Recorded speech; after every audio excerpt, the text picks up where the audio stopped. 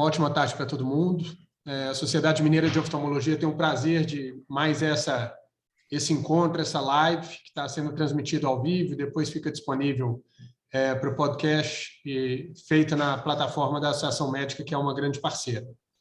O assunto de hoje vai ser o dia a dia do Conselho Brasileiro de Oftalmologia, do CBO, que é a nossa entidade máxima representativa e que garante a atuação profissional dos oftalmologistas e o melhor acesso à saúde ocular para a população do Brasil. Eu tive a experiência pessoal, algumas participações, as primeiras a convite do professor Homero, que está aqui, para vivenciar um pouco da atividade do Conselho Brasileiro de Oftalmologia. E quem está de fora, muitas vezes, não tem ideia da amplitude e da importância da atuação. Então, o professor Homero foi seguido por alguns outros presidentes também que mantiveram as bandeiras. É um trabalho hercúleo que eu tive oportunidade de participar, e a gente tem que ter uma admiração imensa por todos os colegas que se dispõem a ocupar seu tempo e dar energia para nos representar lá no Conselho Brasileiro. Hoje teremos aqui a participação do professor Homero, do Dr. Elisabeto, que também foi presidente do CBO, do atual presidente Cristiano Cacheta e do nosso diretor e ex-presidente da Sociedade Mineira de Oftalmologia, professor Molinari. Vou passar a palavra para o nosso presidente Cacheta para fazer algumas considerações e puxar o bate-bola da experiência que ele está vivendo agora, que é o dia a dia do CBO, com a participação do professor Homero e do Dr. Elisabeto também, com a experiência que eles já tiveram à frente do Conselho. Uma excelente tarde a todos. Cacheta. Obrigado, João. Obrigado, Molinari, pelo convite em nome da Sociedade Mineira. Para mim é uma honra muito grande estar aqui falando com a Sociedade Mineira, da qual eu tenho muito orgulho, e principalmente com esses dois ícones que eu tenho aí, Homero e Elisabeto. Na minha história de oftalmologia, os dois têm uma importância muito grande. O Homero não sabe, mas o Elisabeto foi o presidente que assinou meu título de especialista no CBO. Em 2002, quando eu prestei a prova, a assinatura do meu título, que está na parede do meu consultório, é do Elisabeto, junto com o Walter Takahashi, que era o secretário-geral. E o Homero, eu convivi com o Homero desde a Sociedade Brasileira de Glaucoma e fui apresentado ao Homero por um grande amigo que eu tive na vida e que foi meu orientador de tantas coisas, Geraldo Vicente de Almeida, que idolatrava o Homero. Então, assim, era um grupo muito legal. A SBG é uma escola muito forte, é uma escola muito tranquila da gente conviver. E dentro da SBG eu comecei minha carreira associativa, como a gente brinca, de fazer parte de sociedade em 2011, num congresso aí em Belo Horizonte, onde o Dr. Geraldo chegou para mim e falou assim: olha, vamos te fazer um convite para participar da SBG, se aceita, depois a gente conversa. E era mais ou menos assim que funcionava, Então, eu entrei como tesoureiro na Sociedade Brasileira de Glaucoma em 2011 e fiquei 2011, 2013 com o Vital Paulino, 2013 a 2015 com o Francisco. Logo terminando, o Homero me liga para entrar no CBO, na gestão que seria de 2015 para frente, E o Homero me ligou uma segunda-feira à noite, ainda estava no consultório, eram as 9 da noite, e falou: queria te fazer um convite para você participar do CBO, entrar comigo, a gente vai montar uma diretoria, a gente quer promover um monte de ações no CBO e fazer umas coisas diferentes. E como o Homero brinca comigo, eu doido para aceitar, para participar, mas falei para ele, cara, eu preciso de no mínimo até quinta-feira, porque eu tenho que falar em casa, porque isso mexe muito com a vida da gente. A SBG já mexe, Imagina o dia a dia do CBO, que é isso que a gente vai falar aqui hoje. E aí deu uma enrolada no Homero até quinta-feira daquela semana, E é engraçado, Molinari, porque eu cheguei na Santa Casa na terça-feira de manhã, depois da reunião do glaucoma, eu coloquei todos os fellows para fora e ficou no glaucoma só a chefia do glaucoma. Mandia, Ralph, Paulera, Niro e o pessoal que estava ali na chefia. E eu falei assim: recebi um telefonema do Homero me convidando para entrar no CBO. Todos foram unânimes. sai fora. Você é um cara chato, você vai encher a paciência de muita gente, você vai brigar com um monte de gente, você vai fazer tudo aquilo. Eu escutei humildemente, tudo tranquilo, eu já sabia o que eu queria.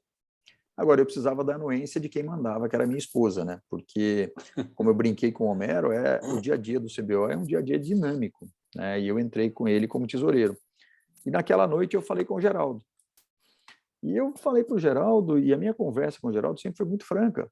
Eu falei, doutor Geraldo, eu sou muito crítico ao CBO, porque eu vejo um CBO diferente do que vocês veem lá dentro.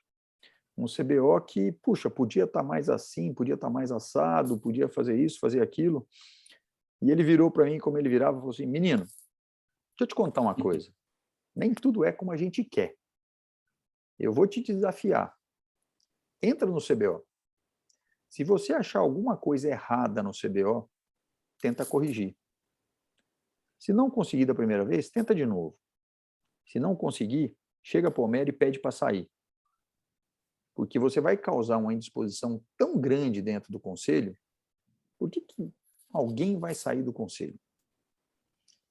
E aí eu falei, Geraldo, mas eu sei, e foi, a gente foi conversando aquele papo à noite, e aí eu liguei para o Homero na quinta-feira e entrei.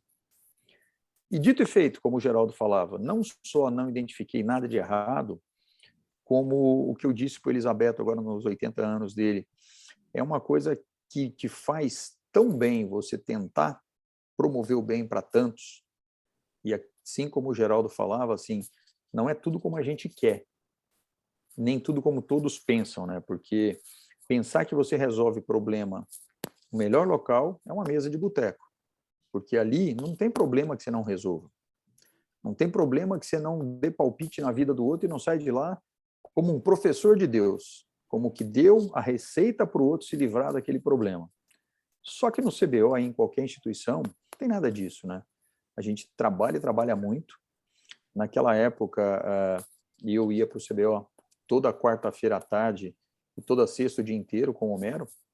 A gente ficava ali, o CBO consumia, naquela época, 3 períodos da minha semana, e assim foi, depois com o Otaiano, com o Beniz, e hoje o CBO me consome pelo menos a segunda-feira da manhã, a quarta-feira de manhã, sexta-feira o dia inteiro, fora o horário não comercial, né, que são essas reuniões que a gente tem aqui, são as várias reuniões que a gente tem, e fora as reuniões extraordinárias de AMB, as reuniões em Brasília e tudo isso.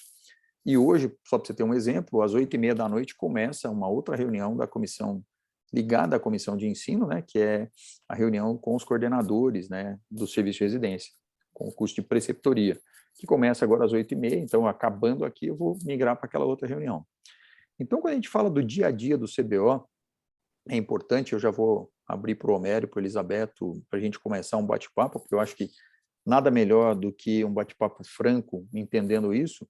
Os pilares do CBO, eles são muito estruturados, e a gente tem que lidar com dinâmica relacionada ao ensino, dinâmica relacionada à saúde suplementar, dinâmica relacionada a uma empresa gigantesca que é o CBO.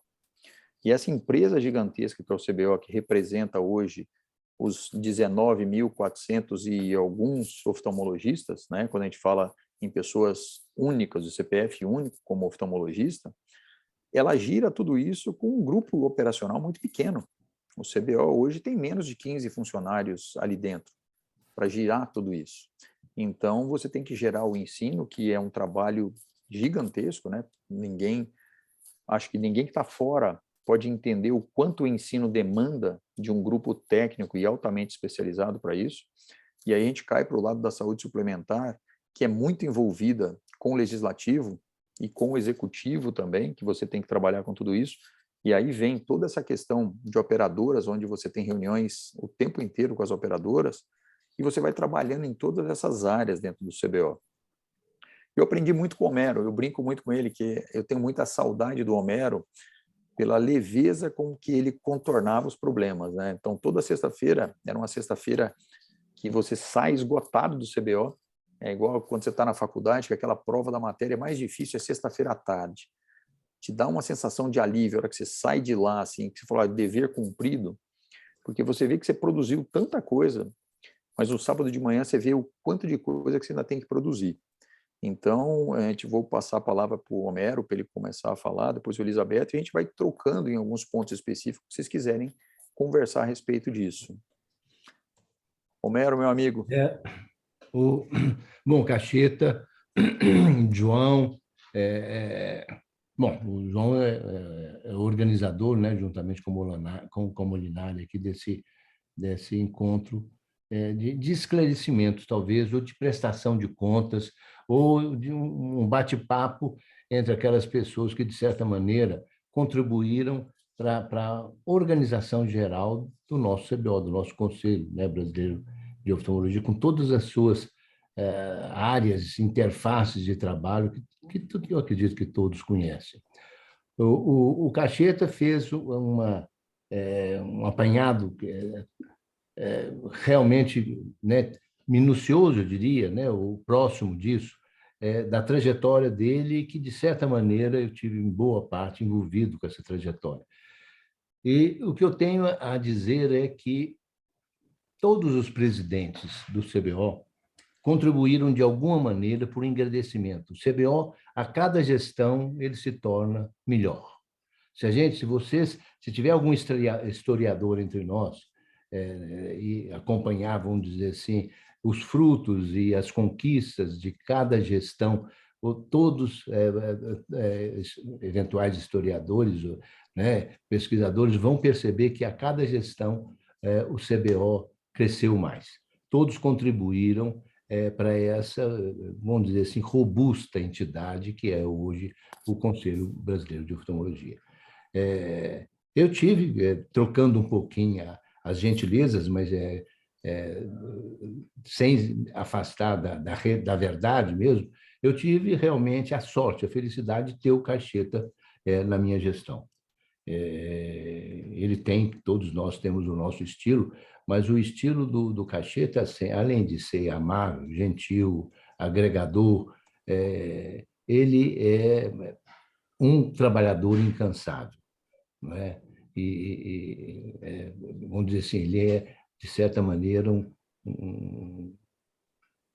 uma pessoa que nos estimula, né, a seguir em frente, a não descansar. E ele, de certa maneira, eu vi nele, quando ele convivi diretamente eu, presidente, e convivi depois, porque a gente sempre continua com o CBO nas gestões subsequentes. E como eu estava falando um pouquinho, para falar um pouquinho da minha gestão, só para provocar alguma eventual discussão, porque as áreas são muitas, eu tenho 3 ações que eu gosto de mencionar. Tem outros detalhes que a gente pode falar a respeito, mas eu acho que nós estamos aqui, na realidade, também, sem querer me alongar muito, para ouvir o Cacheta, né? O Cacheta é o momento, é a realidade, é o nosso presente. Eu vou falar um pouco, Elizabeth um pouco, apenas para compor, vamos dizer assim, o terreno para o Cacheta nos atualizarmos, vamos dizer assim, do momento atual do CBO. Mas, só para mencionar, vamos dizer assim, 3 ações que eu acho importantes, sem entrar em minúcias, foi a ação nossa primeiro, de 2 programas, CBO Mais Perto e Somos Todos CBO. O que é que Somos Todos CBO? Somos Todos CBO foi... Não vou falar primeiro sobre CBO Mais Perto.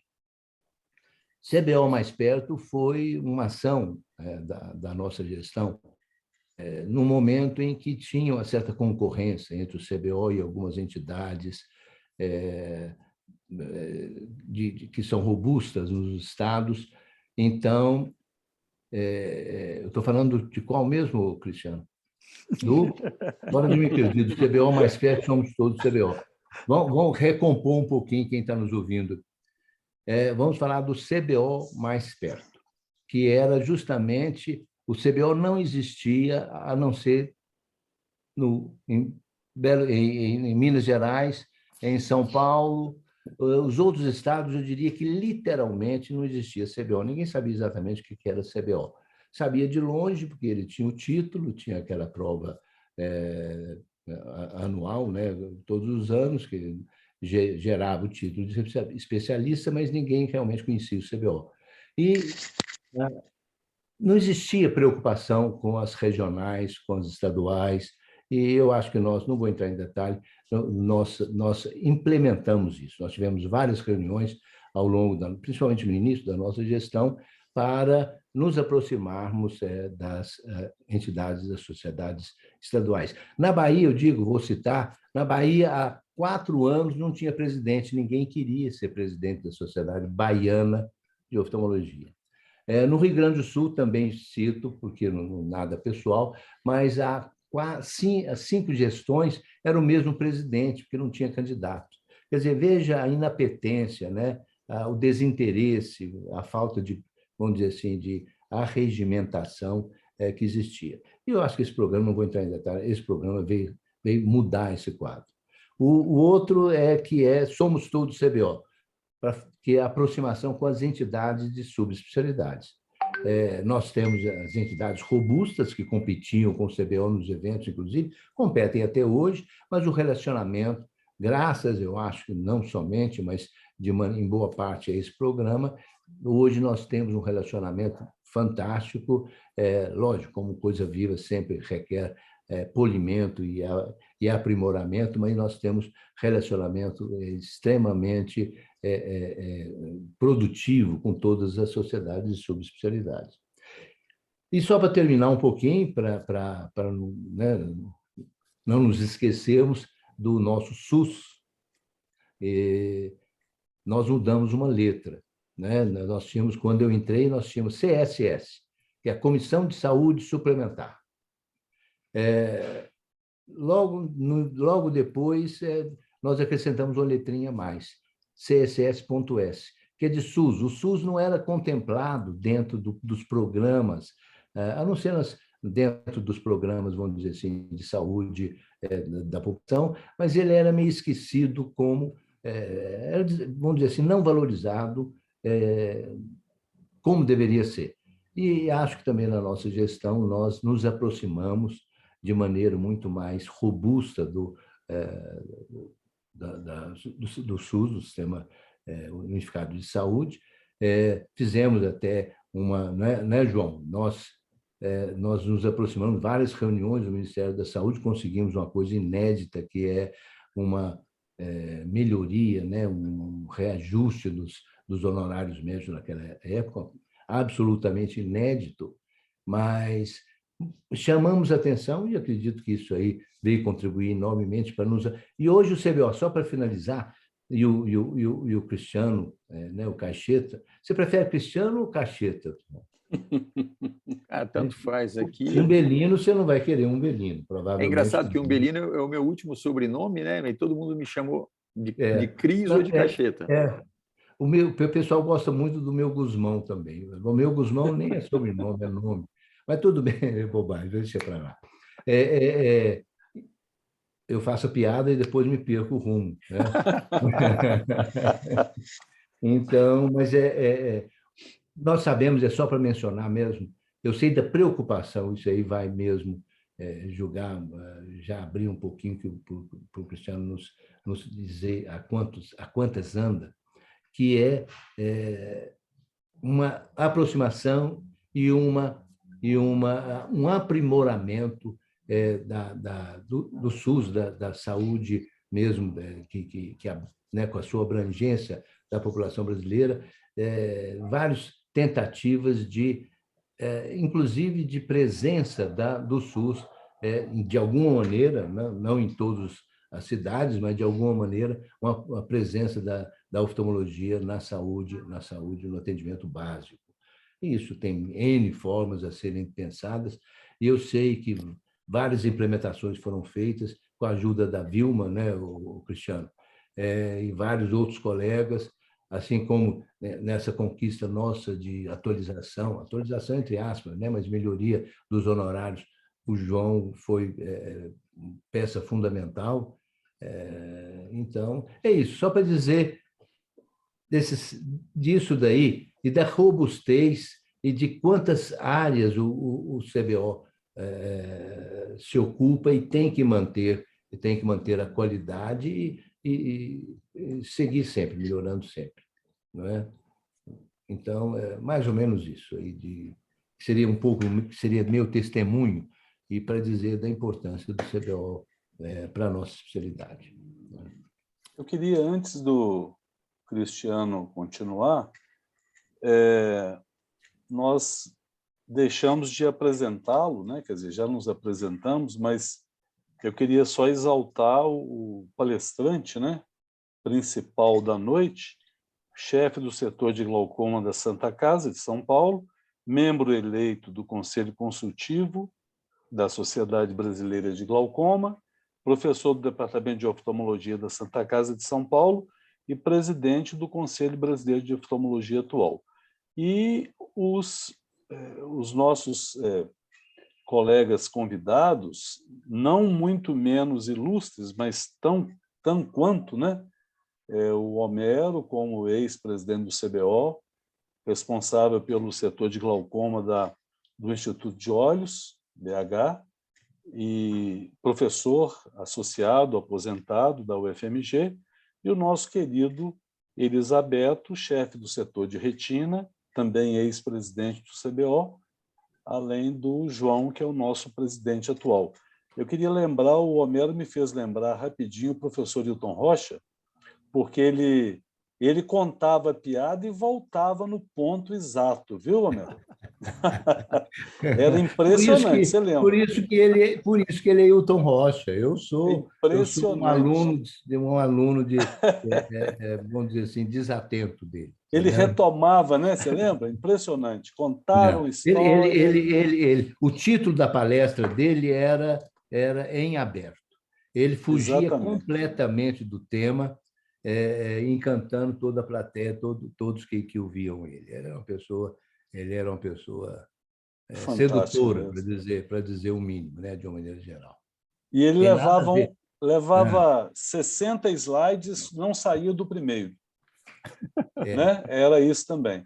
Ô, Cristiano, eu queria agradecer também a sua presença, mas exaltar aqui a SMO, que 2 ex-presidentes participaram da fundação, que foi o Elisabeto e o Homero, e a SMO é representante oficial do CBO aqui no Estado, e desde então a gente tem crescido cada vez mais, e a participação com você, desde a sua vice-presidência, como agora na presidência, a gente estamos juntos, né?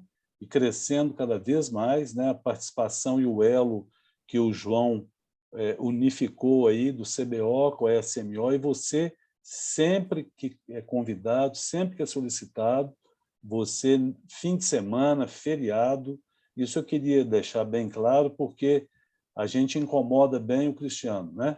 Mas assim, ele sempre reage com respostas, sugestões, e isso a SMO fica muito feliz em ter essa parceria, e é uma coisa que não só parceria, como representatividade também, né? E eu queria ouvir um pouquinho, dentro daquela ideia que a gente falou, não sei se o Elisabeto também vai querer falar, com certeza sim, né? Mas algum dia a dia, algum item que, dentre os 159, né, que vocês estão atuando hoje, assim, um resuminho, talvez, alguma coisa de interesse mais direto. Por exemplo, eu vi agora o lançamento do Zap, que a gente pode fazer diretamente a dúvida, a denúncia, né? E aquilo ali eu já testei e está funcionando muito bem. É um item, né, que me ocorreu aqui, dentre outros, né? A parte de educação, o curso de preparação. Eu vou deixar para você falar, que senão eu conto tudo, né? Aí, mas tudo uma ova, é muita coisa, né? Obrigado. Mas eu acho que é muito dentro disso que a gente vai falar. E aí, professor Elisabeto, quando quiser, por favor, só abrir o microfone e me interromper. A gente vai falando. Mas eu acho que dentro disso que o Homero começou a comentar, eu acho que um dos grandes exemplos, Homero, é a Sociedade Mineira de Oftalmologia, que ela surgiu depois da sua gestão. Minas Gerais sempre teve uma representatividade muito grande, mas eu creio que a organização como Sociedade Mineira foi dado início com Elisabetta, Molinari e tantos outros aí, e você ajudando. Muito do que veio dessa questão do CBO mais perto. Assim como você falou, e não é nenhuma coisa pejorativa, o que a gente identificou nas nossas primeiras reuniões, conversando com todos os estados, é que existia uma carência muito grande de organização, porque nós temos líderes em todos os estados, e líderes inquestionáveis, mas não tinha uma organização dentro do movimento associativo. E muitos dos nossos líderes, eles interpretam essa questão como não havendo necessidade. E o Molinari comentou uma coisa sobre uma das grandes pedras no sapato do Conselho, que é a atuação de não médico na área médica. Por mais que a gente trabalhe, por mais que todas as sociedades estaduais tenham um departamento jurídico atuante, e Minas Gerais tem um departamento atuante, a gente não pode parar de combater. Agora, a gente tem que ter a responsabilidade no combate. Muitas vezes, os colegas querem que o CBO tenha uma atitude muito enérgica e muito não ortodoxa, em alguns casos relacionados a essa atuação do não médico, e a gente não pode perder a razão. Porque a partir do momento que a gente perde a razão, e em todas as reuniões do nosso jurídico, eu comento muito com eles. Assim, olha, eu queria estar defendendo o discurso de Mises do outro lado. Por quê? Porque o discurso de Mises, que eu brinco muito dentro do grupo de lideranças, né, João? É aquele discurso fácil de vender. Eu quero proteger as criancinhas, eu quero entregar óculos a quem não tem, eu quero pregar aquela elite de médicos abastarda e fazer o que eles não fazem. Isso é uma extrema e gigantesca lorota. Mas o discurso é válido. Qualquer pessoa que entenda pouco a respeito do assunto, compra um discurso desse. E todas as vezes, né, Homero, que a gente vai para a Academia Americana, existe uma reunião na Academia Americana com os presidentes, e o Brasil é um dos países que é muito atuante dentro da Academia Americana e consome muito a Academia Americana. Em todas as reuniões que eu fui desde 2015 para cá, durante o Congresso da Academia, você tem uma hora marcada com a executiva da Academia Americana. E a executiva da Academia Americana é uma coisa extremamente profissional. O presidente de honra da Academia Americana não é o presidente da executiva da Academia Americana. Então, ele trabalha e ganha para aquilo ali. Ele vive 24 horas, 7 dias por semana, recebendo para fazer aquilo. Toda a questão da diretoria do CBO, ela é totalmente voluntária e nem por isso ela trabalha menos do que ele. Mas uma coisa muito interessante, quando eu tive com o presidente executivo em 2015, lá em São Francisco, que é a sede da Academia Americana é em São Francisco, ele brincou comigo, a gente estava conversando na sala, e falou assim, ó, tá vendo aquela imagem ali? Da sala dele dava para ver a prisão de Alcatraz. E eu falei assim, olha, isso aqui é para me lembrar que se eu fizer alguma coisa errada aqui dentro, eu saio dessa cadeira e tenho uma poltrona lá dentro. E é mais ou menos isso que a gente tem que entender. Que lá a justiça funciona de um jeito.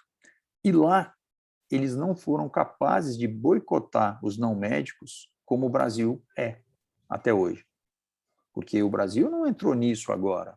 Essa disputa, essa atuação do não médico na área médica, ela vem de longe, de uma longa data. E por que a gente consegue?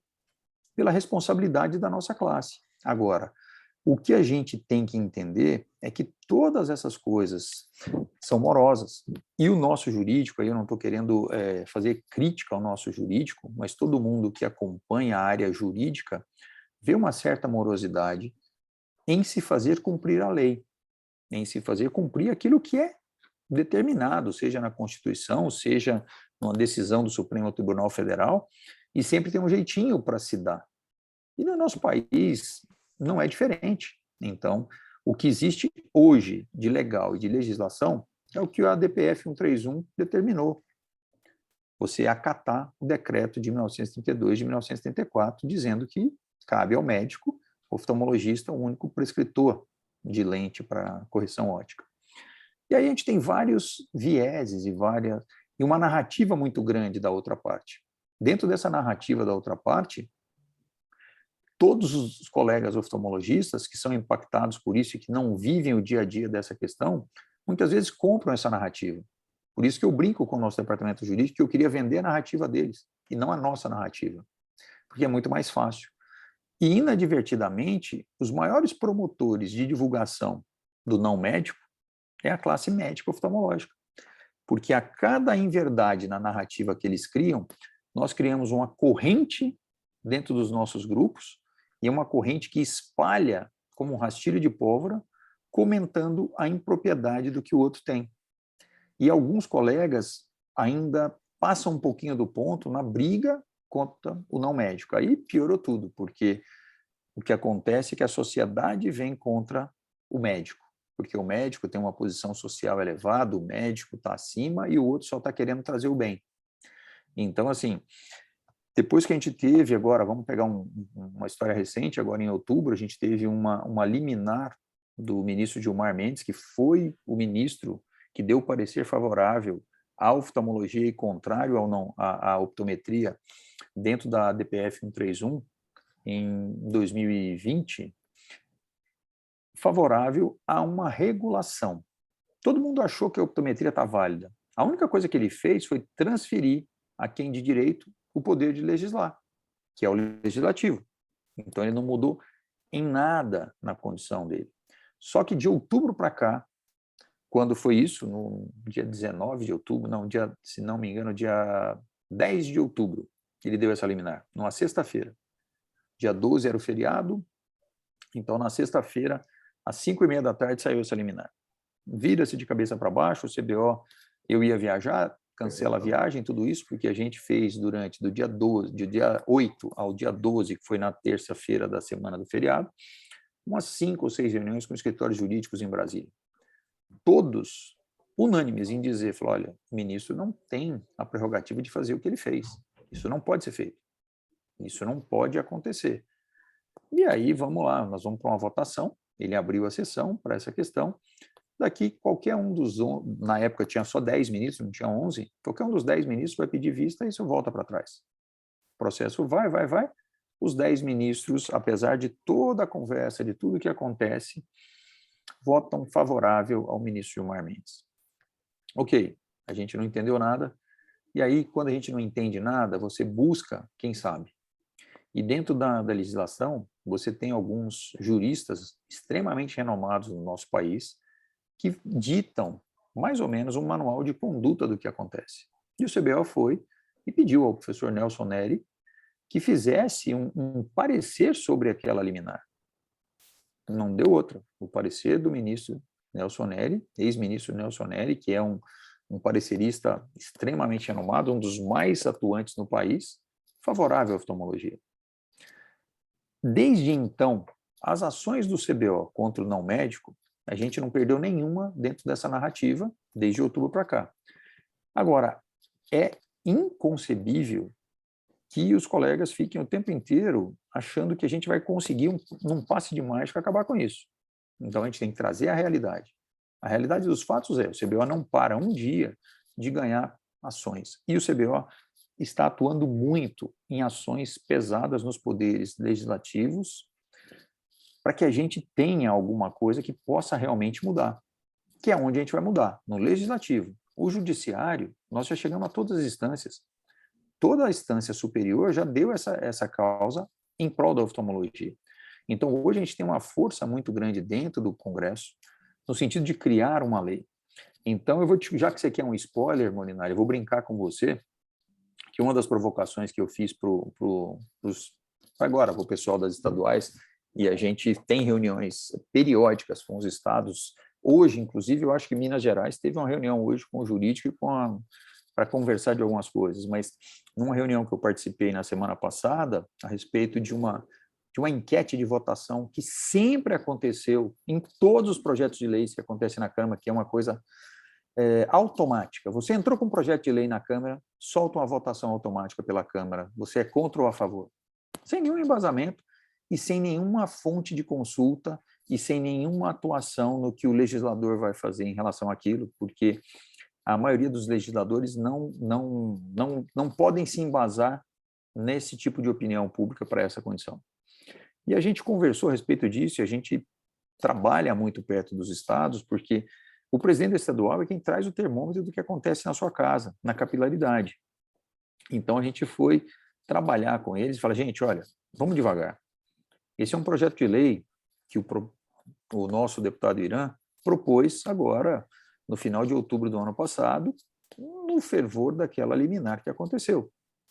E uma coisa que eu comentei com os presidentes, foi assim, olha, eu não sei se vocês todos leram o PL, se inteiraram do PL, do projeto de lei 3703, de 2021, né? Todo mundo fica meio assim, porque todo mundo sabe falar, mas a gente não para interpretar aquilo. E outubro ele foi apresentado, outubro nós saímos do Congresso de Natal, antes do final do mês de outubro, a gente já estava sentado com o Irã. Falei, Irã, olha, eu acho que está abrindo uma brecha aqui, dentro da lei do ato médico. Isso aqui, puxa, vamos trabalhar isso aqui, porque isso aqui pode ser uma coisa que vai ficar ruim. E o Irã, prontamente trabalhando com a gente, conversando em relação a isso. Perfeito, vamos lá. Quais os trâmites de um processo de lei? Ele vai para uma relatoria na Comissão de Seguridade Social, sai da Comissão de Seguridade Social, é nomeado um relator. Então, vamos trabalhar dentro daquilo que é legal no nosso país, que é a atuação naquela condição. O relator desse projeto, por algum motivo, foi uma colega deputada do Rio Grande do Norte, oftalmologista, pegou esse projeto, fez a relatoria do projeto e, num primeiro momento, apresentou o parecer favorável ao projeto. E a gente tinha pedido até para não apresentar parecer nenhum. Por quê? A assessoria profissional que o CBO tem vai fazendo esse mapeamento total em relação a isso. E observou que aquele não era um momento oportuno para que esse projeto fosse levado à baila. Mas apresentou na última sessão de dezembro do ano passado. A partir do momento que você apresenta alguma coisa do projeto e a Câmara entra em recesso, como entrou em dezembro até fevereiro, você abre um flanco grande para o outro lado trabalhar em cima de um projeto. Trabalhar em cima de um projeto, tentando mudar ele de sessão, mudando ele de comissão, e não deu outra. Em fevereiro, reabriram o ano legislativo. Em março, esse projeto de lei foi retirado da Seguridade Social e foi levado para a Comissão de Trabalho, uma outra comissão importante dentro do Legislativo. Não é uma comissão amigável nas questões médicas.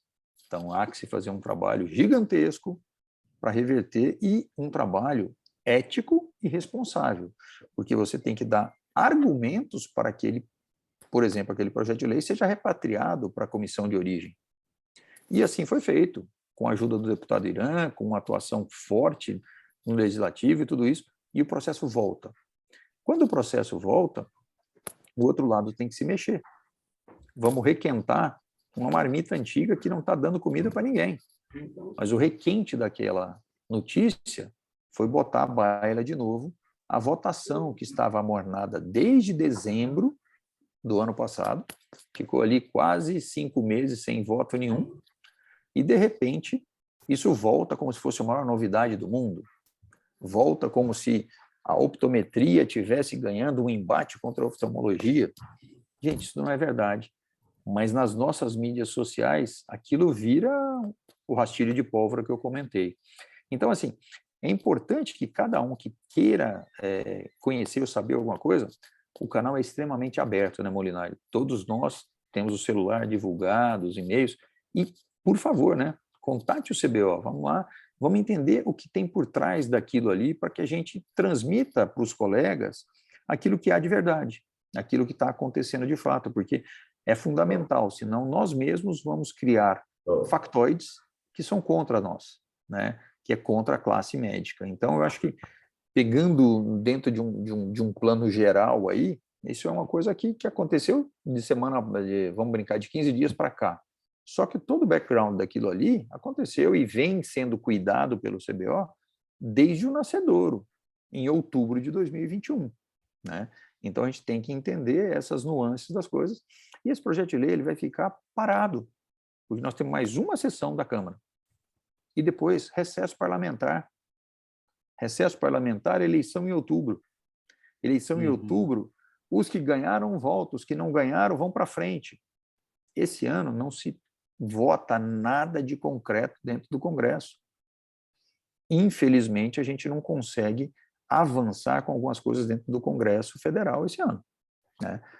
Porque em agosto vamos ter de novo um mutirão que todo mundo volta e faz um mutirão para votação de um monte de coisas. Você tem que ficar muito atento com isso, porque nesses mutirões é onde tem, como eles brincam em Brasília, é onde eles colocam o jabuti em cima da árvore. Um projeto de lei que estava totalmente direcionado para um lado, ele toma uma reviravolta de 180 graus e começa a caminhar em sentido oposto, porque ele foi apinçado por tantas matérias. Nós, do CBO, nós recebemos por dia, né, Homero, pelo menos uns 15 ou 20 relatórios da assessoria parlamentar, que é um escritório do Napoleão Puentes, que trabalha muito para o CBO há vários anos, monitorando cada projeto de lei ligado à saúde, e não ligado à oftalmologia, porque um projeto de lei ligado à saúde, ele interfere muito na área da oftalmologia, se você não abrir, não prestar atenção nisso. Então, esse monitoramento ele tem que ser diuturno, e a gente tem que ler todos aqueles relatórios que mandam para a gente, e aí tem o pessoal da saúde suplementar que monitora o outro lado, que monitora como estão as coisas. Então, é uma coisa muito dinâmica. Eu estou vendo que o professor Elisabeto abriu a câmera ali, eu vou passar a palavra para ele. Elisabeto? Oi. Está ouvindo? Agora estamos e te vendo. Sim, Então, fique à vontade. estou à vontade. Estou ouvindo com muito interesse. Acabei de ouvir a explanação do nosso presidente, Caixeta, ouvi a do Homero e continuo de ouvidos atentos. Eu não tenho nada a acrescentar. Eu fui presidente do CBO há 17 anos. Né? Isso é passado. Isso é passado. Não interessa mais.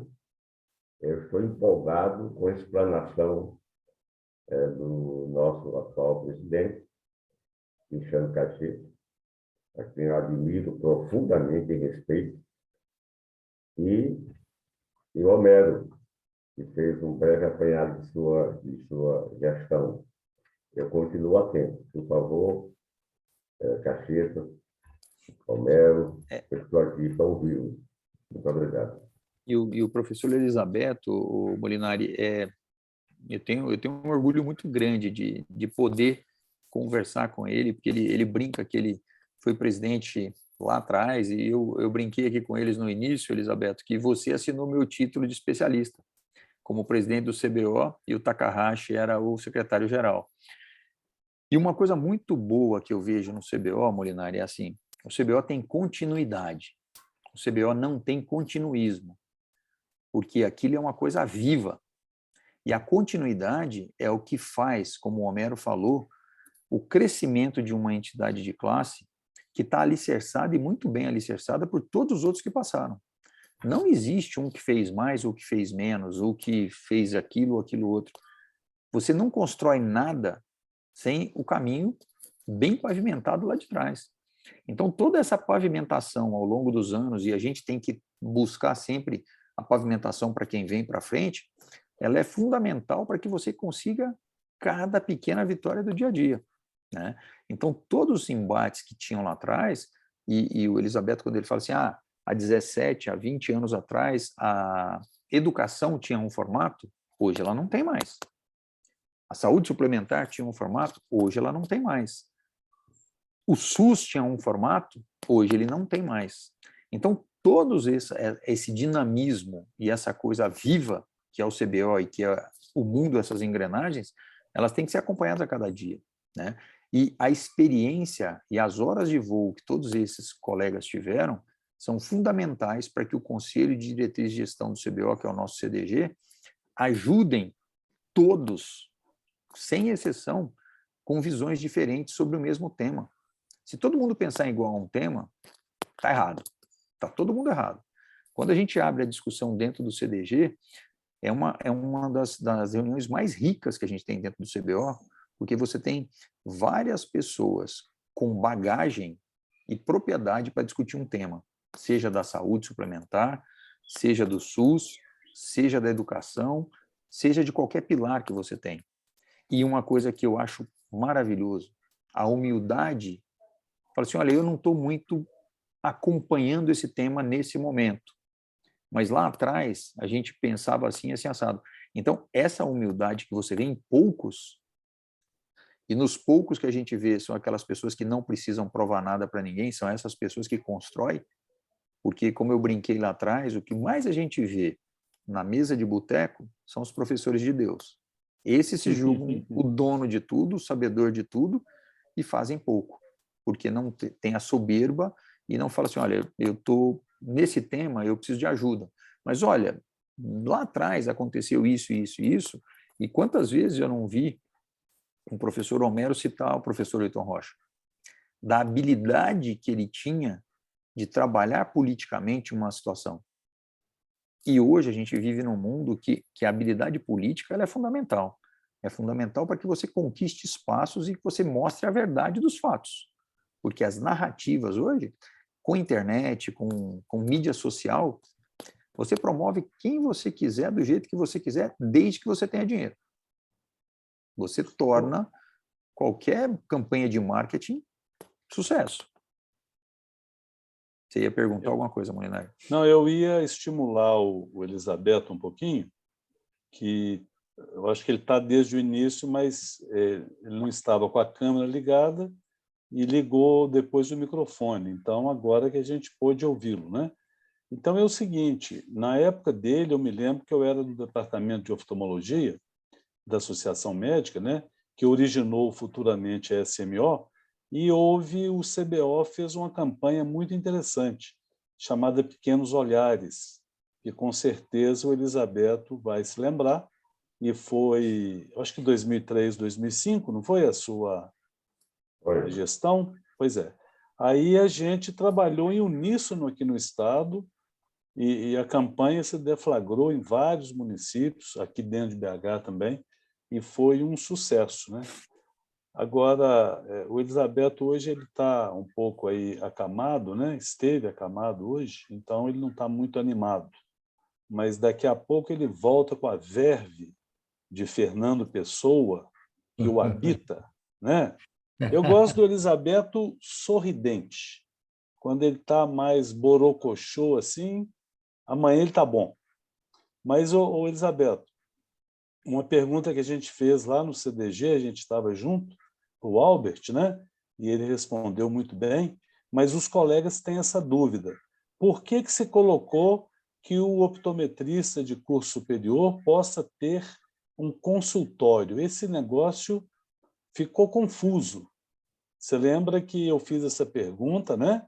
Foi respondida, mas vários colegas perguntam isso. Eu sei que você não tem uma resposta imediata, mas melhor do que eu, você pode nos dizer e nos orientar, Cristiano.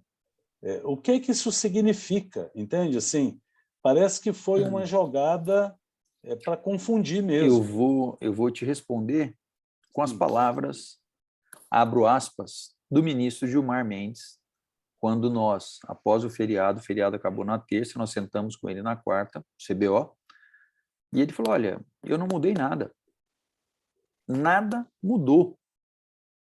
Eu não criei profissão, tanto é que ele votou contrariamente à ADO da semana retrasada. E ele cumpriu o que ele falou.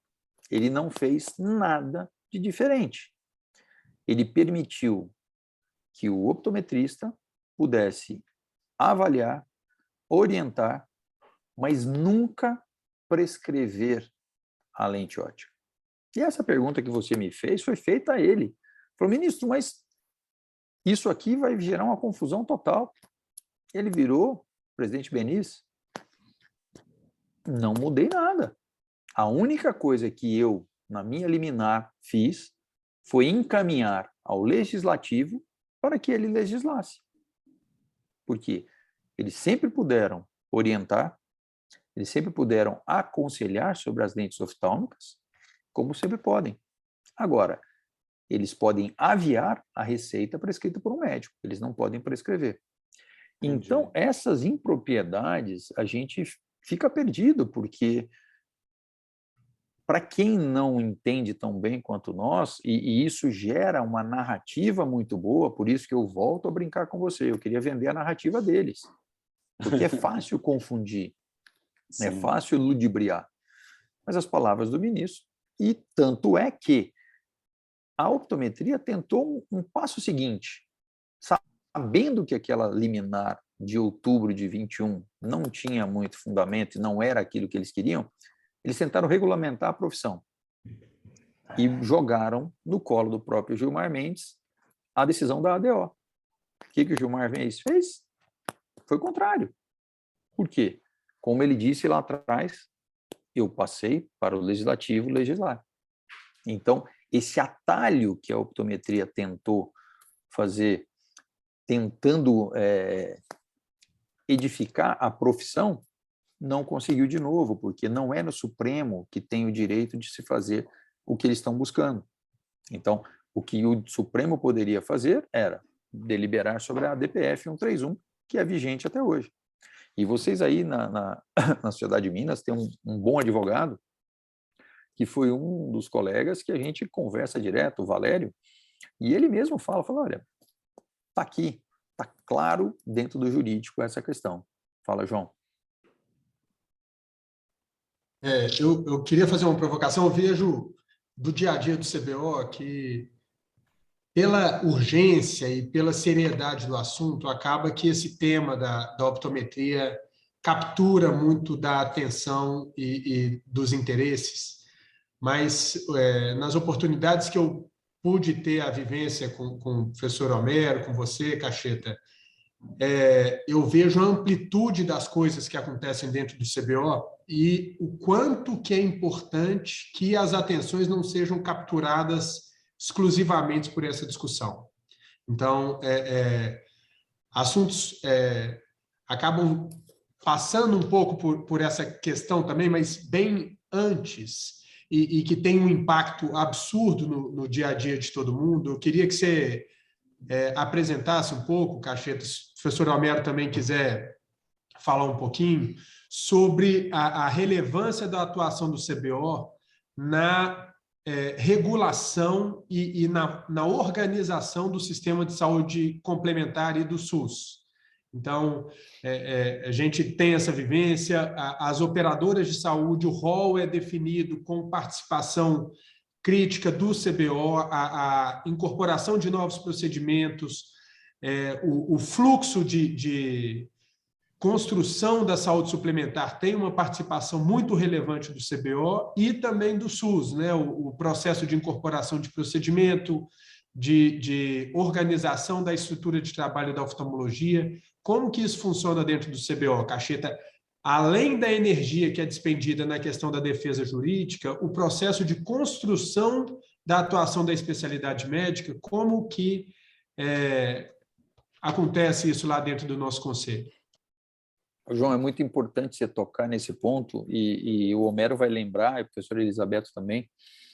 O meu primeiro CDG, que foi no Congresso de Florianópolis, eu ainda não era empossado, o CDG sempre acontece pré-congresso, né? Então, eu pude assistir o CDG para entender o que era o CDG, e o meu primeiro CDG que eu poderia falar como diretoria, que foi em fevereiro de 2016, no Norte e Nordeste, uma das coisas que eu falei foi assim, olha, o grande problema da oftalmologia nunca foi nem nunca vai ser a optometria, né?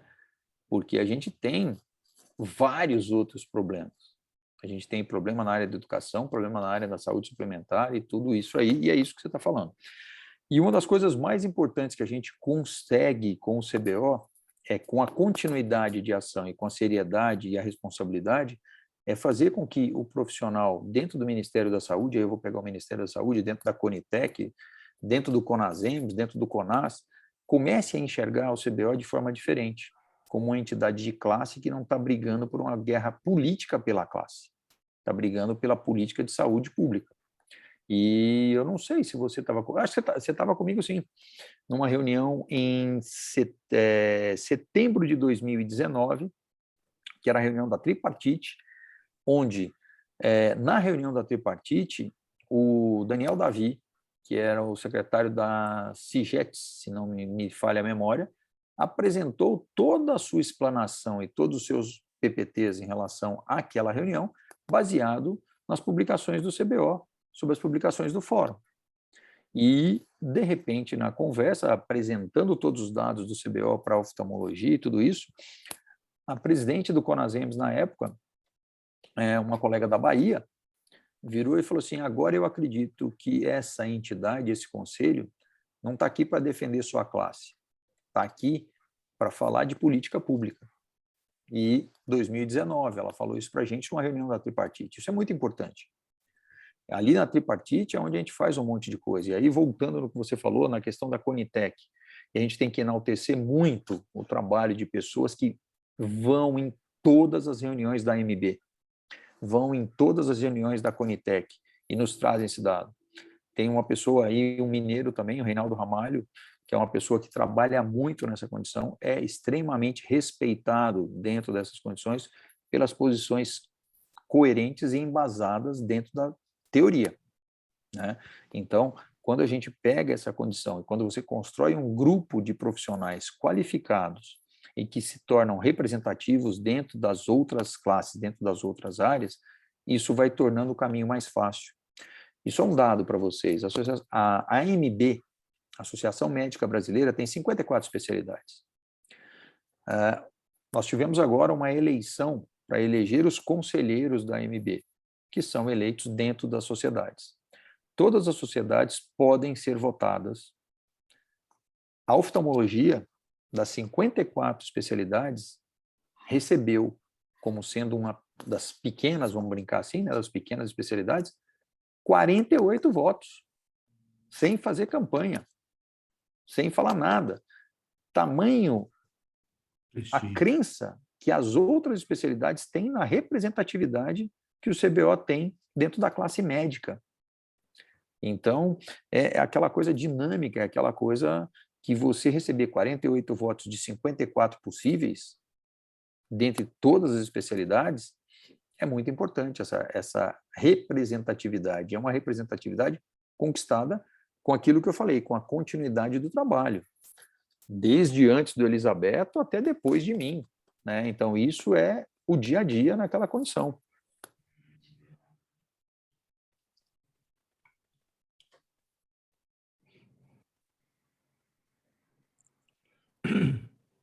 Tá fechado, Molinari? Fechei porque está tendo barulho aqui. Quem mais se manifesta, gente? Elisabeto? Quer falar algo? Muito obrigado, Ricardo. Não tenho nada a comentar, a acrescentar, não. Tá bom. Só um comentáriozinho, Luiz Carlos. O João abriu uma... Não pode abrir porta, viu, João? Porque a gente entra e depois não quer sair, né, o Cristiano? Como o Cristiano falou, o principal problema da nossa profissão, de repente, não é o optometrista. Na realidade, nós escolhemos um relacionamento que poderia ter sido muito, muito, muito diferente. Mas isso agora o momento é outro, não cabe aqui. Vamos continuar protegendo a nossa atuação. Sim, sempre. Como médicos, né? Nós somos os prescritores e dono do diagnóstico, essa coisa toda. Não vamos entrar em detalhes assim. Mas talvez o Cristiano pudesse falar um pouquinho mais, que eu sei, eu acho que ele está escondendo o jogo, as pessoas às vezes escondem um pouquinho para depois lançar com mais estardalhaço. Não, estou brincando, depois eu vou... Mas eu desconfio que alguma coisa, ou seja, em outras palavras, eu assisti nas últimas gestões aí, né, desde sempre, mas de maneira mais consistente e robusta, a presença do CBO na visita dos CONAS, CONASENS, essas siglas todas aí, que eu não sei exatamente o trabalho específico. Isso aí o João é especialista. Acho que você consegue, cada componente você conhece pessoalmente, né, João? Dentro do SUS. Eu acho que aí que está a solução da saúde pública da nossa nação. e a solução dos nossos problemas, porque vai propiciar a presença mesmo da oftalmologia nos lugares mais distantes. Ou seja, redimensionar a presença do SUS, da oftalmologia, com a sua presença no SUS. Em que proporção?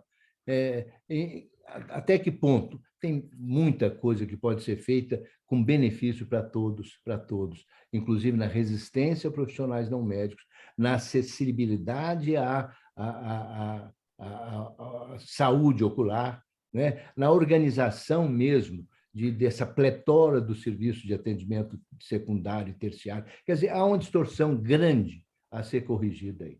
E essa distorção resolve a maioria dos nossos problemas. Essa é a minha visão, sempre foi a minha visão, dentro do contexto geral, as minúcias, os detalhes, a formatação final tem muita coisa a ser discutida, mas o caminho para mim é esse, é simples assim. E a gente está notando agora o seguinte, curiosamente, o SUS está robustecendo. Eu participei de uma conversa outro dia falando sobre a aproximação da saúde suplementar do SUS. Um está piorando, o outro está melhorando.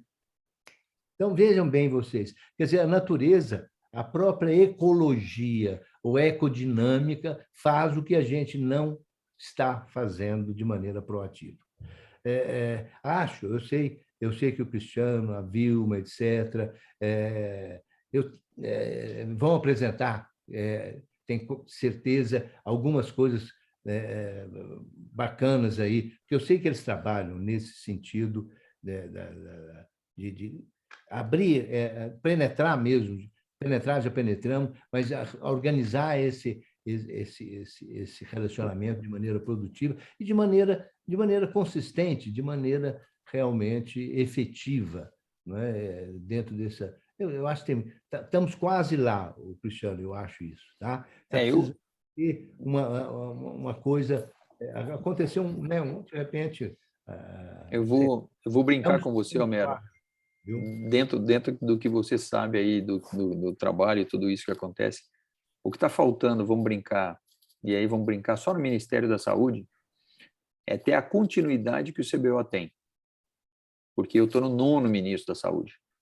9º ministro da Saúde. Nem me fale sobre ministro. Então, assim, e aí, assim, todos os projetos que a gente implementou e levou e discute desde a sua gestão até hoje, aprimorando cada um deles, a cada gestão que vai, é fundamental.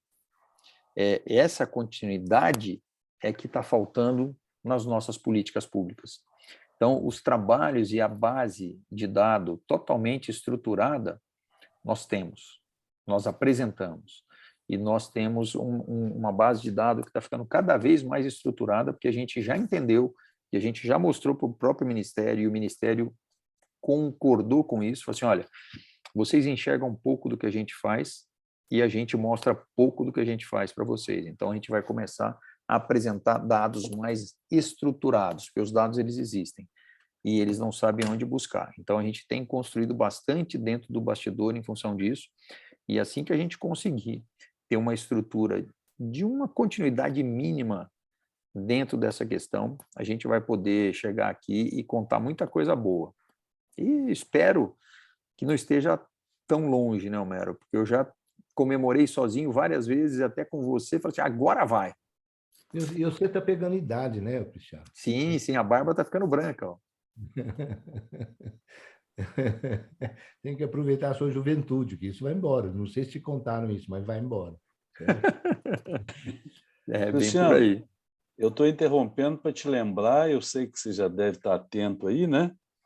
E 20h41 você tem o compromisso lá. A comissão de ensino, né? já tá me cutucando aqui no WhatsApp. E esse curso é brilhante, realmente eu e o João, coincidentemente, nos oferecemos para fazer. É um curso de formação de educadores, né? Em oftalmologia, com metodologia ativa, que a gente tem colocado em prática, né? E todos os coordenadores estão participando com afinco, tem gente na fila, e vale a pena mesmo, assim, Eu, particularmente, assim, mudou muita coisa para mim nas minhas aulas do dia a dia. Eu não sou nenhum coordenador, o João já é, mas já é há mais tempo. Mas, independente disso, o trabalho de mentoria fica muito fácil.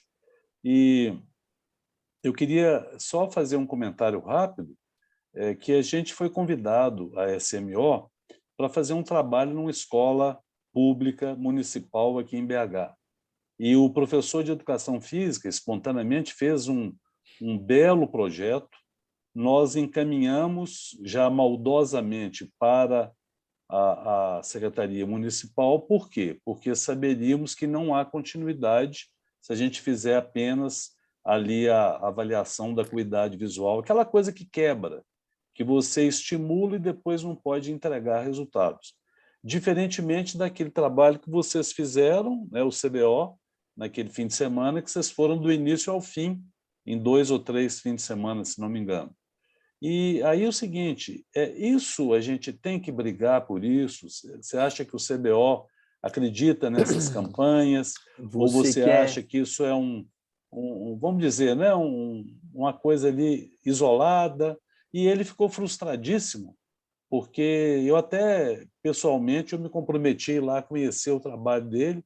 É uma escola antiga aqui de BH, importante, mas que a gente não consegue dar continuidade se a gente não tiver apoio da estruturação da rede, né? Senão fica aquela coisa parada ali que todo mundo sabe. Eu queria ouvir você como orientador nosso aí, atual, né? Você teve uma experiência, tá? Molinari, Conta pra assim, gente. eu vou te contar uma coisa que talvez, se você não prestar atenção no que eu vou dizer, você vai ficar decepcionado. Eu não vejo campanhas resolvendo o problema. Tá? O que resolve o problema é política pública bem descrita e bem desenhada. Agora, eu vejo, sim, as campanhas sendo fundamental para resolver aquele microcosmos. Então, assim, o CBO apoia e apoia muito, e agora, sexta-feira agora, o CBO está apoiando um evento só sobre o terceiro setor, que poucos oftalmologistas vão estar acompanhando. Nós fizemos 2 warm-ups a respeito dessa condição. E quinta-feira da semana passada, eu acho, eu participei de um evento com outros colegas falando sobre o empreendedorismo social. Tá? E, para mim, voluntariado não resolve nada para ninguém. O empreendedorismo social, onde se tem pagamento, contratação de mão de obra especializada, retorno, payback e desfecho, é o que vai resolver. É muito bonito todos nós sermos voluntários. É fantástico, eu não estou desestimulando ninguém a ser voluntário. Mas se a gente não estruturar a política pública, e seja a política pública municipal, estadual ou federal, a campanha não vai adiantar nada. Porque no primeiro ano você faz, todo mundo está motivado pela empolgação e vamos assim, o Brasil é um país caridoso, é um país onde a caridade fica à flor da pele, onde todo mundo quer ajudar. Mas no segundo evento, a ajuda já é menor, no terceiro é menor ainda, no quarto ela para. E você deixa alguém desassistido. Tá? Então, eu acho, sim, que é fundamental continuarmos a fazer as ações. Tanto é que a gente faz. A gente busca, a gente vai lá, resolve aquele microcosmos. Mas para utilizar essa ferramenta, a coisa mais importante que a gente colheu do Espírito Santo do Pinhal foi a base de dados. Foi trazer aquilo ali e mostrar que a gente pegou uma cidade do município que tinha 4.154 crianças, foram triadas todas as crianças, 1.256 precisavam ser atendidas, todas foram atendidas, a não ser aquelas 58 ou 59 que faltaram.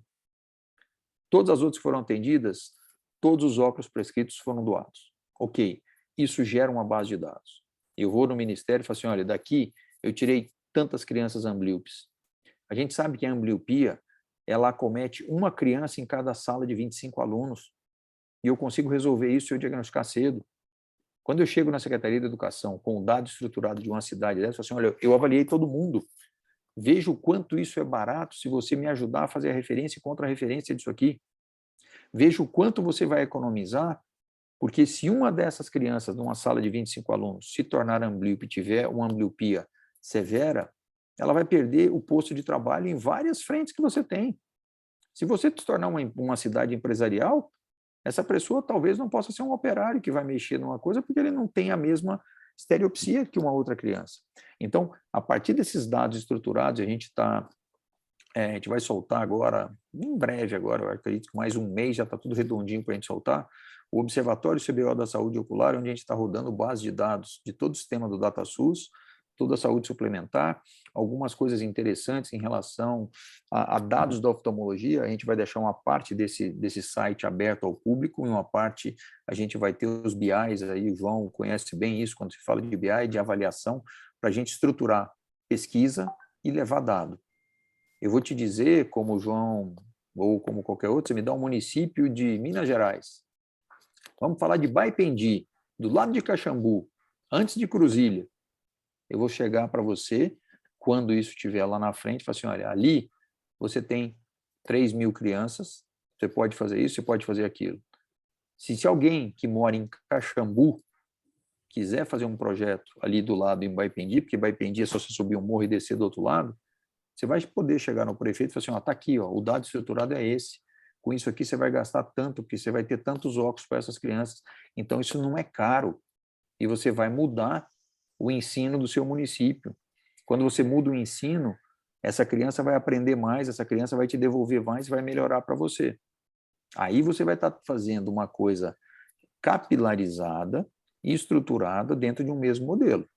Agora, o dia que eu for lá, eu rodei a cidade, depois não volto mais lá, essa campanha de Espírito Santo do Pinhal, ela tem um desfecho que ela mantém ainda a avaliação dessas crianças que foram diagnosticadas com ambliopia por mais 5 anos.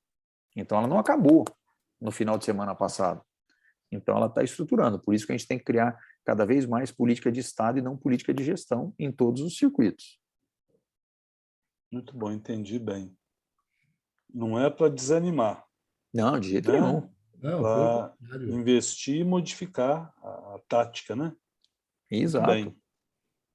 Uma atividade não exclui a outra, né, o Molinari. Então, são ações concorrentes, vamos dizer assim. Realmente. Queria só falar um colega aqui, o Reinaldo, falou, boa parte dos oftalmologistas brasileiros não sabe, mas somos todos devedores do empenho e competência na condução do CBO. Parabéns e muito obrigado.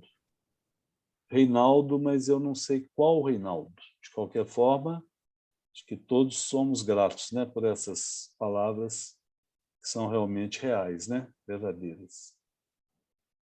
Cacheta, eu tive a oportunidade de conviver um pouco com você, com o Dr. Homero, nessas discussões, e é impressionante a oportunidade que existe da gente incrementar a atuação da oftalmologia no SUS, e como o professor Homero bem falou, na verdade o SUS é o todo, né?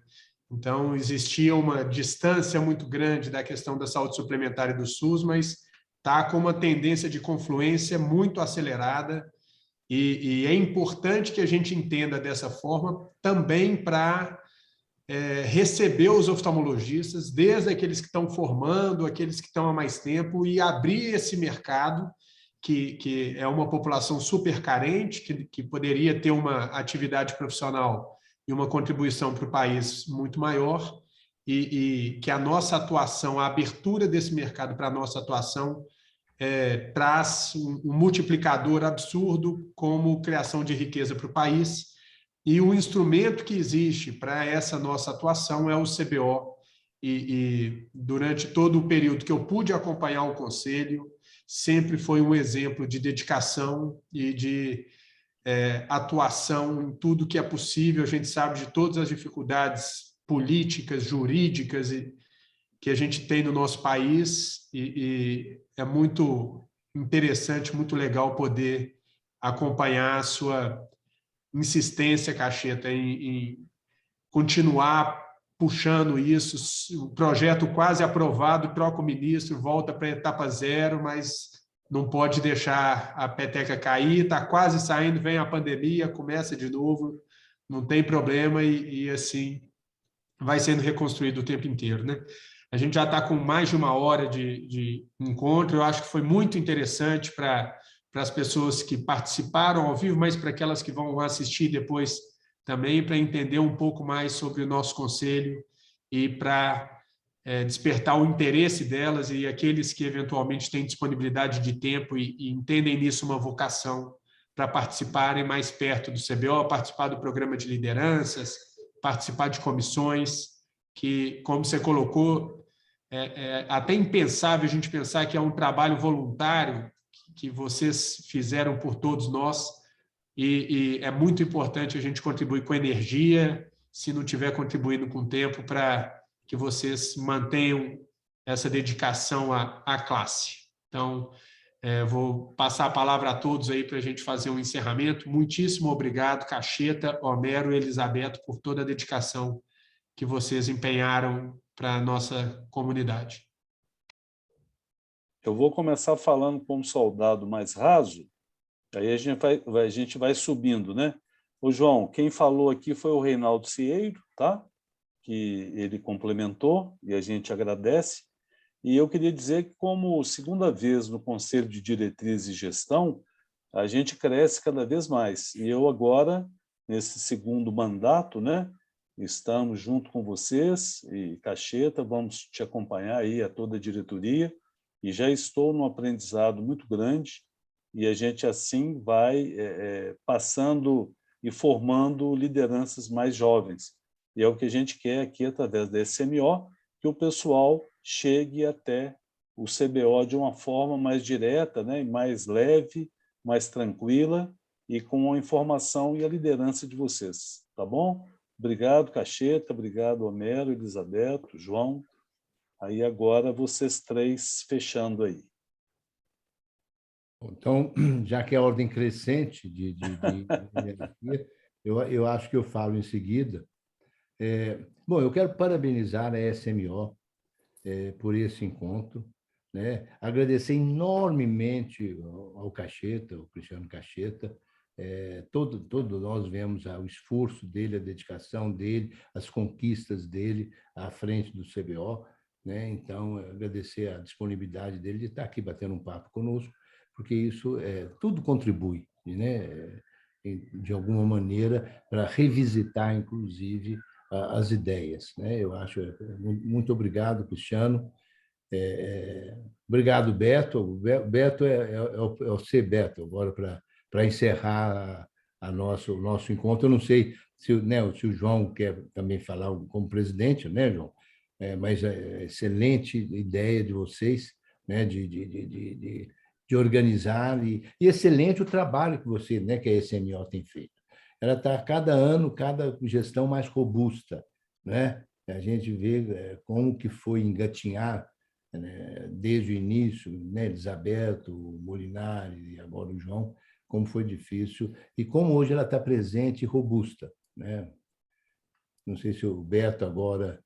Beto, depois eu ligo para você. Você sabe que eu percorri outras especialidades médicas, então vou conversar com você mais tarde, depois, para ver como você está, certo?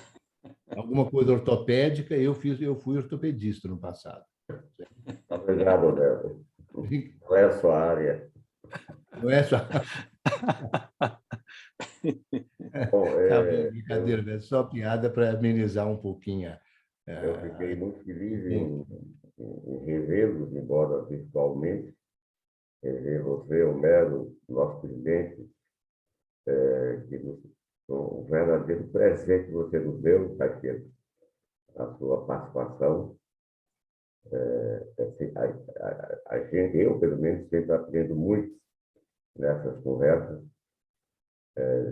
E saímos daqui, eu, pelo menos, saio daqui muito rico, certo? Muito rico em aprendizado, certo? De que o CBO está na linha certa, correta, sempre batalhando, lutando por duas coisas. Primeiro, pela saúde pública popular.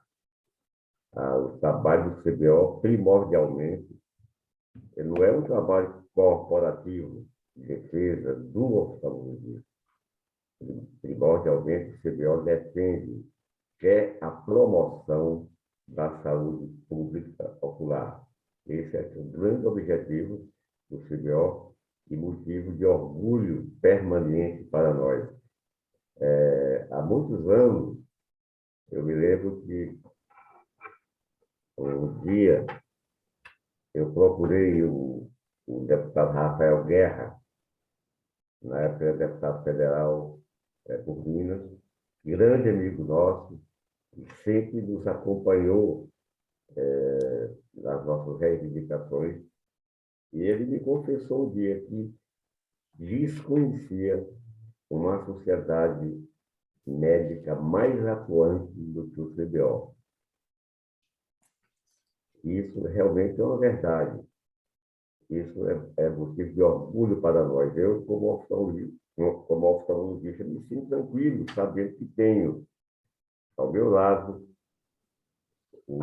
uma sociedade do porte do CBO, que sabe zelar pelos nossos legítimos interesses. Isso é importante, eu sempre gosto de frisar, que o CBO defende, que é a promoção dos legítimos interesses do oftalmologista brasileiro. Aí existe uma intersecção muito nítida entre os legítimos interesses do oftalmologista e os da saúde pública popular. Eu agradeço essa colaboração que vocês deram ao meu conhecimento. Agradeço ao João, presidente da SMO, embora seja uma sociedade nova, mas extremamente atuante. O João é um dos pilares dessa atuação dinâmica da SMO. Agradeço o nosso presidente do CBO, Cristiano Cacheta, pela sua atuação, pela sua presença constante. Cristiano não esquece de nada, ele sempre está. Eu não sei como é que ele tem tempo de exercer a profissão dele. Realmente, eu quero que ele um dia me diga, me ensine esse pulo do gato. Agradeço o nosso amigo Luiz Carlos Molinari, presente, sempre presente, buscando a melhoria do nosso relacionamento com o colega, com as outras sociedades, com o CBO. E espero que nós possamos nos encontrar em outras reuniões desse tipo.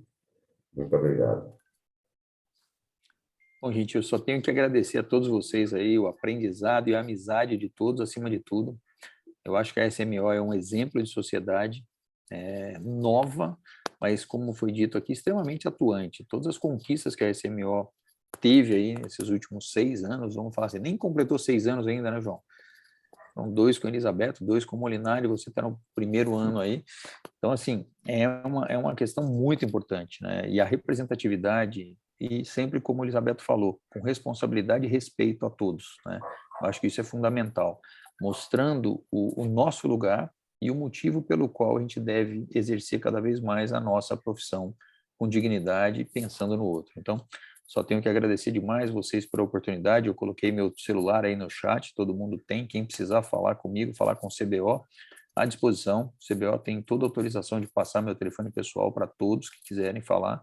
E a gente conversa com todo mundo, explica para todo mundo o que a gente souber, porque a gente não sabe tudo, né? A gente vai tendo uma vivência um pouquinho melhor em relação a alguma coisa, mas estamos sempre em busca de boas ideias aí. Quem tiver, vamos trabalhar junto nisso aí. Obrigado por tudo aí. E agora eu vou para a reunião da comissão de ensino, né, Molinari? Obrigado, viu, Cristiano? Muito Muitíssimo boa. obrigado, Cacheta. Muito obrigado, gente. Vamos te solicitar sempre, tá? À disposição. Vamos lá. Tá bom. Tchau, gente. Obrigado a todos. abraço. Elizabeth, melhoras aí. Um abraço. Tudo de bom. Um abraço. Grande Tchau. abraço, Valeu, Homero. gente. Um abraço, Obrigado, Elizabeth. João Homero. Um abraço, mano. Obrigado, Associação Médica, né? Sempre nos ajudando. Um abraço.